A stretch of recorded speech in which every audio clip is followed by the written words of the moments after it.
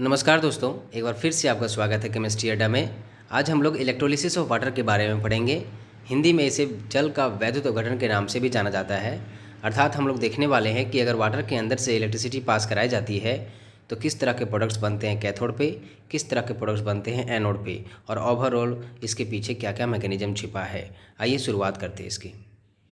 तो electrolysis of water अर्थात जल के वैद्युत अपघटन के लिए हमारे पास एक एक्सपेरिमेंटल सेटअप होता है।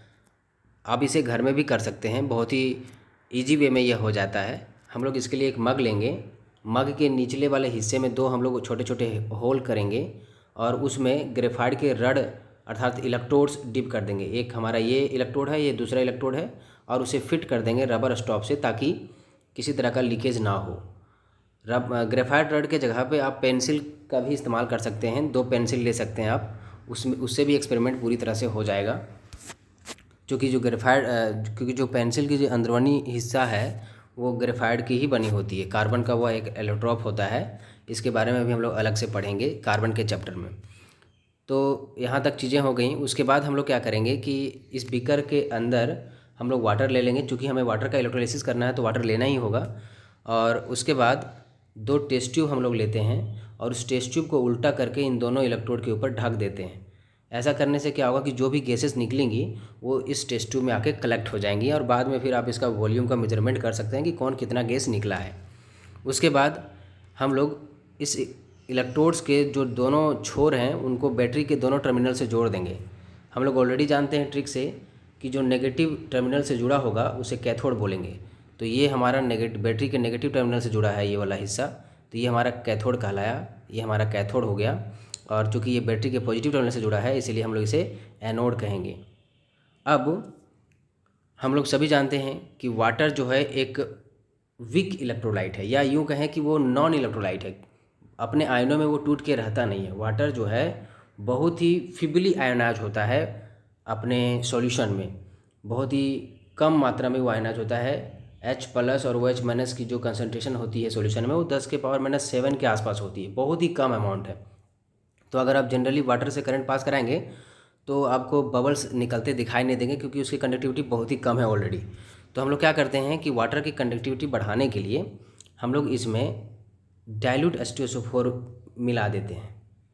डाइल्यूट H2SO4 मिलाने से क्या होगा कि हम लोग जानते हैं H2SO4 क्या है, एक इलेक्ट्रोलाइट है, स्ट्रॉन्ग इलेक्ट्रोलाइट है। ये आयनाइज हो जाता है और आयनाइज होकर के हमें 2H+ आयन और सल्फेट आयन देगा। तो आयनों की मात्रा बढ़ जाएगी सॉल्यूशन में, तो इस तरह से वाटर की कंडक्टिविटी भी बढ़ जाएगी और करंट की जो फ्लो है वाटर में वो बहुत ही तेज़ हो जाएगी। इससे क्या होगा, इलेक्ट्रोलिसिस आसानी से हो जाएगा।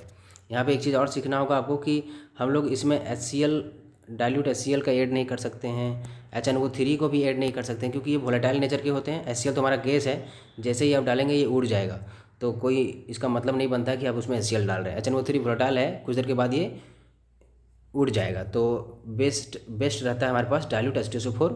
हम वाटर के अंदर H2SO4 ऐड कर देते हैं जिससे वाटर की कंडक्टिविटी बढ़ जाती है। अब हम लोग जैसे ही स्विच ऑन करेंगे तो कुछ आपको ऑब्जर्वेशन दिखाई देगा।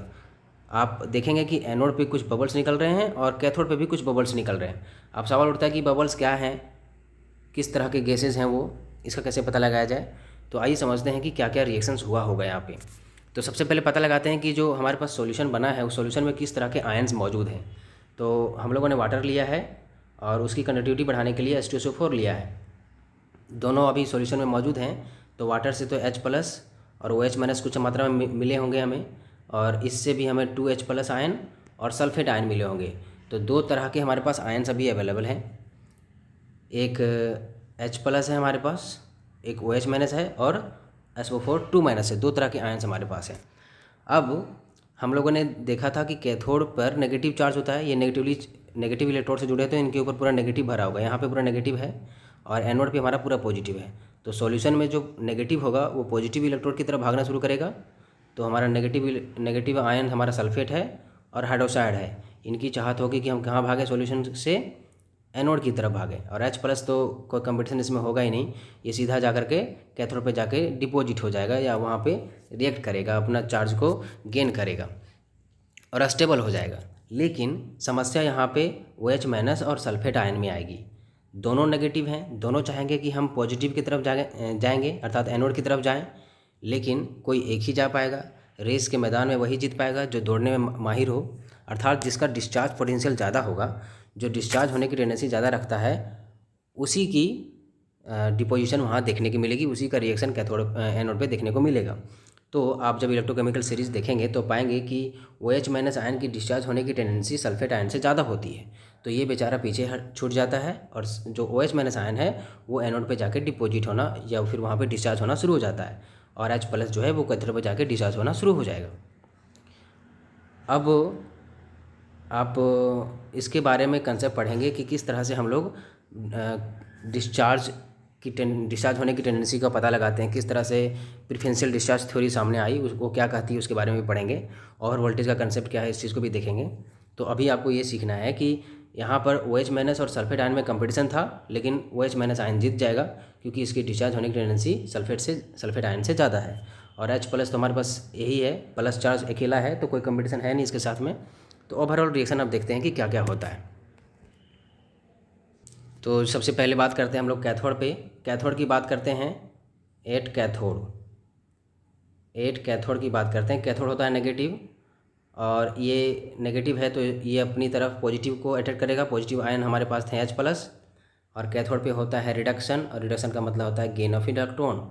मतलब ये H प्लस बड़ा दुखी है, अपना चार्ज को डिस्चार्ज करना चाहेगा, इसके लिए चूँकि इसके पास एक इलेक्ट्रॉन की कमी है तो ये एक इलेक्ट्रॉन को गेन करेगा और रिड्यूस हो जाएगा H में, क्योंकि कैथोड पे क्या होता है रिडक्शन, और रिडक्शन का मतलब होता है गेन ऑफ इलेक्ट्रॉन। तो H प्लस के पास इलेक्ट्रॉन की कमी थी, एक इलेक्ट्रॉन लिया इसने, तो इस तरह से वो H में कन्वर्ट हो गया। H अकेला H एग्जिस्ट नहीं करता, तो एक और H से कंबाइन करके ये H2 गैस में कन्वर्ट हो जाएगा, और आपको कैथोड पे H2 गैस का बबल्स देखने को मिलेगा। आप इस पिक्चर में देख सकते हैं कि यहाँ पर H2 गैस के बुलबुले आपको दिखाई दे रहे हैं। कैथोड पे हमारे हाइड्रोजन गैस के बुलबुले यहाँ पे आपको दिखाई देंगे। ये हमारा हाइड्रोजन गैस का बुलबुला आपको दिखाई देगा। उसी तरह से अगर हम एनोड की बात करते हैं तो 8 एनोड की बात करते हैं अगर 8 एनोड हमारा होता है पॉजिटिवली चार्ज, क्योंकि ये पॉजिटिव इलेक्ट्रोड से जुड़ा होता है बैटरी के, और यहाँ पे ऑक्सीडेशन होता है जस्ट कैथोड का उल्टा। वहाँ पे रिडक्शन हो रहा था, यहाँ पे ऑक्सीडेशन होगा, और ऑक्सीडेशन को याद करने का तरीका हमारे पास है oil. Oxidation is loss of electron, मतलब यहाँ पे कोई भी स्पीसीज अपना एक्स्ट्रा इलेक्ट्रॉन को लॉस करेगा और ऑक्सीडाइज हो जाएगा। हमारे पास दो तरह के नेगेटिव आयंस थे जो पॉजिटिव इलेक्ट्रोड की तरफ अट्रैक्ट होना चाहते थे, जैसे कि एनोड की तरफ अट्रैक्ट होना चाहते थे, लेकिन उसमें से OH माइनस आयन ही अट्रैक्ट होना पसंद करेगा, उसका डिस्चार्ज पोटेंशियल ज़्यादा था, तो ये वो डिस्चार्ज पहले हो जाएगा। इसके पास एक एक्स्ट्रा इलेक्ट्रॉन है तो एक इलेक्ट्रॉन लूज करेगा और ये OH में कन्वर्ट हो जाएगा। OH काफ़ी अनस्टेबल होता है, अकेला एग्जिस्ट नहीं करता, तो ये दो OH मिल करके दो इलेक्ट्रॉन ये लूज करेगा और दो OH हमें मिलेंगे। दो OH कुछ इस तरह से कंबाइन हुए होंगे, H और OH, इस तरह से वाटर का फॉर्मेशन हुआ होगा H2O, और हमें आधा मोल पानी देखने को मिलेगा, सॉरी आधा मोल ऑक्सीजन गैस देखने को मिलेगा। तो ये हमारा एनोड पे रिएक्शन है। आप देख सकते हैं एनोड पे ऑक्सीजन गैस रिलीज हो रही है, लेकिन इस बार ऑक्सीजन की मात्रा हाइड्रोजन वाले के केस में आधा है, उसकी तुलना में वॉल्यूम के कंपैरिजन में बात करें तो आधा मोल इसका है चूँकि हमें प्राप्त हो रहा है, तो आधा लीटर ही हमें ऑक्सीजन गैस प्राप्त होगा अगर 1 लीटर हमें हाइड्रोजन गैस प्राप्त हो रहा है।